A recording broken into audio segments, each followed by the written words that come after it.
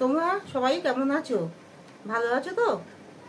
আমি মিমি কোচিং ক্লাসের তরফ থেকে তোমাদেরকে কিছু ইম্পর্টেন্ট প্রশ্নের উত্তর কলিঙ্গ দেশের ঝড় বৃষ্টি থেকে ক্লাস 9-এর বাংলা কলিঙ্গ দেশের ঝড় বৃষ্টির থেকে কিছু ইম্পর্টেন্ট প্রশ্নের উত্তর তোমাদেরকে বুঝিয়ে বলছি, তোমরা সবাই দেখো। কলিঙ্গ দেশের ঝড় বৃষ্টি টানা 7 দিন ধরে হয়েছিল। কতদিন ধরে হয়েছিল এটা লিখেছে কবি মুকুন্দ চক্রবর্তী।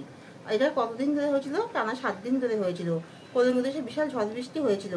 কেন কেউ কারোর আওয়াজ শুনতে পায়নি? কারণ প্রবল মেঘের গর্জনে কেউ কারোর আওয়াজ শুনতে পায়নি। প্রবল মেঘের গর্জন কোথায় দেখা দিয়েছিল? বিশেষ করে উত্তর আকাশে দেখা দিয়েছিল। কেউ কাউকে কেন দেখতে পাচ্ছে না? তার কারণ হচ্ছে ঘন মেঘের আগমনে। ঘন মেঘের আগমনে কেউ কাউকে দেখতে পাচ্ছে না, কারোর অঙ্গ চিনতে পারছে না। কেন দিন আর রাত্রি বলে কিছু বোঝা যাচ্ছে না? কারণ মেঘের এতই ঘন অন্ধকার যে মেঘের আগমনে যে দিন বা রাত্রি কিছুই বোঝা যাচ্ছে না। আর প্রবল বাজের আওয়াজে কেউ কারো কোনো কথা শুনতে পাচ্ছে না, কাউকে দেখতেও পাচ্ছে না। আর টানা 7 দিন ধরে প্রচুর বৃষ্টি হচ্ছে, ফলে চারিদিকে কি অবস্থা? প্রবল বৃষ্টির ফলে চারিদিকে কি অবস্থা? জলমগ্ন অবস্থা। আর শস্য ক্ষেত্র সব কি নষ্ট হয়ে গেছে। তাই টানা যে বৃষ্টি হলো, ঝড় বৃষ্টি হলো, তারপরে কি ক্ষতি হলো? শস্য ক্ষেত্র সব নষ্ট হয়ে গেছে এবং কেউ কাউকে চিনতে পারছে না, দেখতে পাচ্ছে না। সব বাড়িঘর সব ভেঙে পড়েছে, চারিদিকে বিপর্যস্ত ধ্বংসের তাণ্ডবলীলা চলতে থাকে। ধ্বংসের তাণ্ডবলীলা চলতে থাকে এবং সবকিছু যেন চারিদিকে ধ্বংস হয়ে যায়। সকলে কাকে স্মরণ করে? সকলে জৈমিনীকে স্মরণ করে।